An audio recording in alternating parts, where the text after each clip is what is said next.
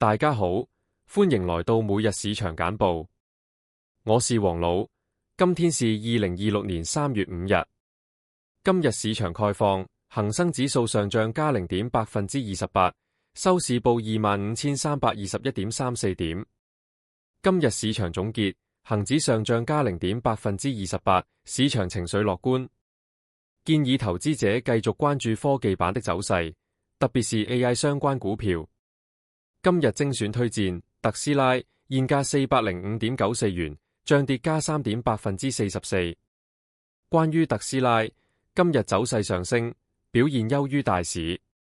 投資者可以留意其在行業中的地位和基本面表現。建議投資者自行做好功課，謹慎評估風險。板塊方面，科技股和金融股今日表現較佳。